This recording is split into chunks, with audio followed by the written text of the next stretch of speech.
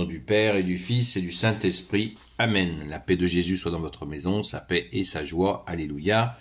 Nous lisons le Saint-Évangile selon saint Marc, chapitre 8, verset 34, jusqu'au chapitre 9 et au verset 1. Que ta parole, ô Jésus, rentre dans mon esprit, que ma bouche proclame ta parole et que mon cœur l'accueille. Amen. Celui qui veut me suivre, qu'il porte sa croix. Jésus avait appelé à lui la foule, en même temps que ses disciples, quand il leur dit « Si quelqu'un veut marcher derrière moi, qu'il renonce à lui-même, qu'il prenne sa croix et qu'il me suive. Oui, celui qui veut se sauver lui-même se perdra, mais celui qui se sacrifie pour moi et pour l'Évangile se sauvera. Où est le bénéfice si l'on gagne le monde entier et qu'on se détruit soi-même? Avec quoi va-t-on racheter sa propre vie? Celui qui rougira de moi et de mes paroles au milieu de cette génération adultère et pécheresse, le Fils de l'homme aussi rougira de lui quand il viendra dans la gloire de son Père, entouré des saints anges. » Jésus leur dit encore, « En vérité, je vous le dis, certains qui sont ici ne feront pas l'expérience de la mort avant d'avoir vu le royaume de Dieu venir avec puissance. » Amen, alléluia. Merci Jésus. Eh bien, nous voyons là la fameuse galvanisation. Galvaniser, ça veut dire être préparé par Jésus. Jésus avait appelé à lui la foule en même temps que ses disciples. C'est ce que Jésus a dit. Jésus veut que les disciples l'entendent. Disciple, ça veut dire celui qui apprend. Et que la foule aussi l'apprend, parce qu'évidemment, dans la foule, il y a des gens qui deviennent disciples.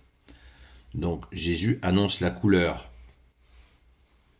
Et on peut se dire, waouh, c'est costaud. Oui, effectivement, c'est très costaud de suivre Jésus. C'est d'ailleurs pour ça que quand on voit des comédiens qui font « Au nom de Jésus, je te guéris. Au nom de Jésus, je fais ceci. Au nom de Jésus, je fais cela. » Et là, Jésus nous parle d'un engagement profond de vie. Plus que profond, vraiment un engagement plein pour suivre Jésus. Parce que là, il y a un élément de contexte qui est à prendre en compte, mais pas que de contexte. C'est que Jésus lance son Église, lance la foi en lui, donc il a besoin de gens absolument fiables, des gens solides, qui ne sont pas « Ah, un jour je te suis, un autre jour, ah non Jésus, je vais à la plage. Ah, Jésus, je te suis, je suis prêt à te suivre partout. Ah, Jésus, j'ai des amis qui m'ont invité à manger. Désolé, j'ai un truc à faire. » Voilà, ça ne marche pas comme ça en fait. C'est des gens qui se donnent. C'est des gens qui se donnent. Et c'est pour ça que on doit vraiment garder ce profond respect et amour pour les gens qui se sont totalement offerts. Nous avons des beaux exemples avec les 8000 saints de l'Église catholique, et nous avons aussi de très nombreuses personnes qui se sont consacrées pleinement à Jésus. Et bien sûr, il y a des gens qui tombent. On le voit dans ce moment dans l'actualité, on nous rebat les oreilles avec des gens qui sont tombés et qui sont sortis de l'Église par leur attitude. Et on en fait une montagne parce que ceux qui sont derrière ces messages médiatiques, ils veulent détruire l'Église catholique. Mais l'Église catholique, elle est remplie de gens qui ont donné leur vie, y compris jusqu'aux martyrs. Donc, voilà, il ne faut pas confondre qu'il y a des gens qui peuvent effectivement tomber, mais l'immense majorité des gens qui ont fait l'Église se sont offerts. Merci Jésus par ta grâce, alléluia. Donc c'est ce que Jésus demande. Jésus demande à avoir des gens solides. Il n'arrête pas de le dire sous plein de façons. Renoncer à soi-même. Renoncer à soi-même, à ses choix personnels quand ces gens découvrent, quand les gens découvrent ce que Jésus a prévu pour eux. c'est un grand, à la fois un grand déchirement et un grand bonheur, parce que les gens s'aperçoivent que Jésus avait prévu de quelque chose de bien plus grand que ce qu'eux avaient imaginé dans le monde. Combien de saints étaient dans le monde? Combien de grands saints étaient dans le monde? Sainte Marie-Madeleine, par exemple. Saint Augustin était aussi dans le monde. Plein de saints. Plein de saints étaient vraiment coincés dans le monde. Et ils ont rencontré Jésus et leur vie a totalement changé jusqu'à la sainteté. Y compris des gens qui ont donné leur vie totalement, qui sont morts en martyrs. Alors, vous comprenez bien que les donneurs de leçons, je pense que Jésus les attend pour voir ce qu'ils ont fait de leur vie. Alors,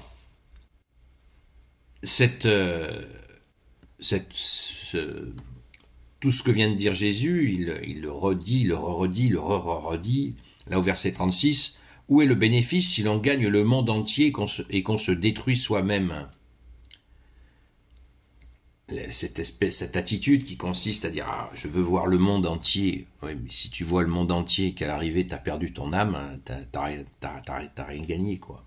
C'est catastrophique. Il vaut mieux peut-être que la personne soit restée fidèle dans la parole de Jésus, dans son petit village ou dans son petit quartier, à faire du bien, faire ce que dit Jésus. Maintenant, Jésus a aussi envoyé des gens à l'autre bout du monde. Hein. Donc, vous voyez, les cas sont extrêmement différents, mais c'est cette image qu'il faut garder, de vouloir manger le monde et au final perdre son âme. Attention, attention. Il y a des gens comme ça qui faisaient les globe-trotteurs et puis un jour, ça s'est terminé en cauchemar. En cauchemar. Et certains ont échappé de justesse carrément à la mort parce que se voyaient comme ça, promeneurs du monde, tranquilles. Et au final, ils se sont perdus. D'autres ont été dans des sectes à l'autre bout du monde et se sont perdus.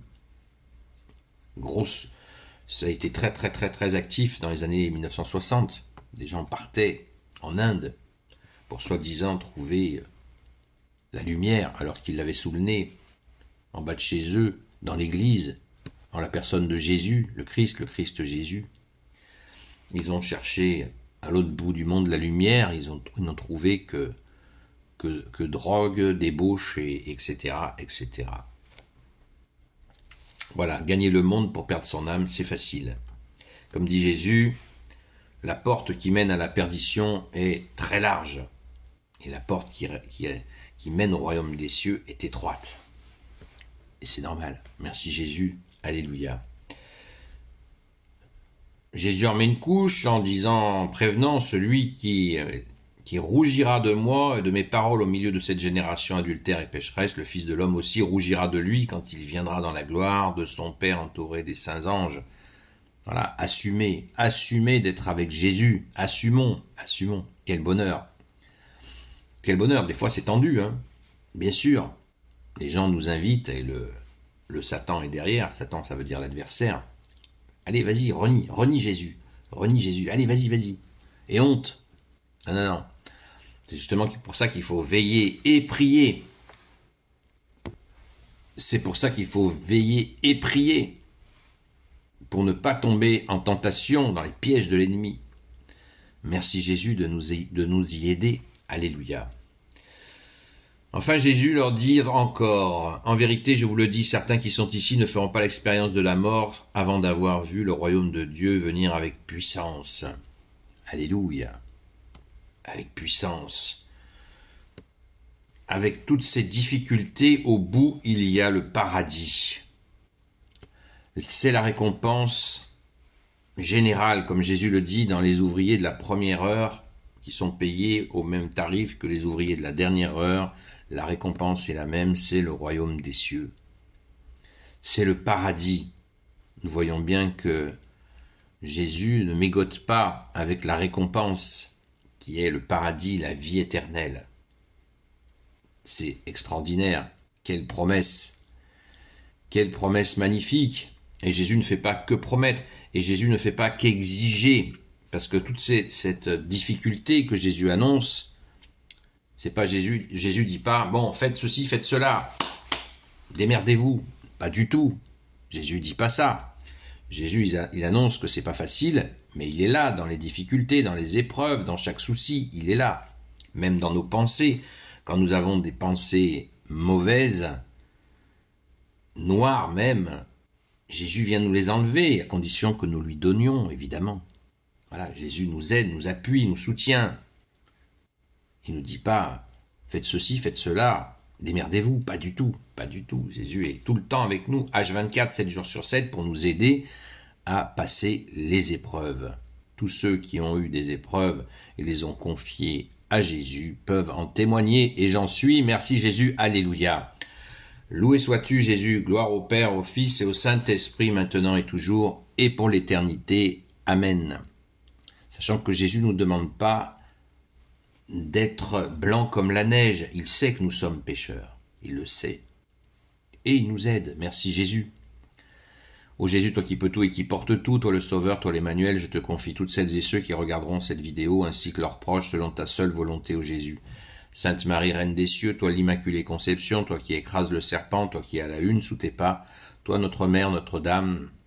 Saint Joseph, toi le juste et le saint, toi le sage, toi la terreur des démons, toi le saint gardien de la Sainte Église catholique apostolique. Sainte Marie-Madeleine, notre chère sainte patronne, et vous tous les saints et saintes amis de Jésus, Saint Michel Archange, Saint Gabriel Archange, Saint Raphaël Archange, et vous tous les anges qui servez Jésus, je vous confie toutes celles et ceux qui regarderont cette vidéo, ainsi que leurs proches, selon ta seule volonté, ô Jésus. La paix de Jésus soit dans votre maison. Eh bien, je vous dis à ce soir sur la chaîne Seul Jésus Sauve, sur TikTok, à 20h, peut-être à 21h. Voilà, peut-être que ce soir, il y aura un petit décalé, je ne sais pas encore. Donc, belle journée dans la paix et la joie de Jésus. À très vite.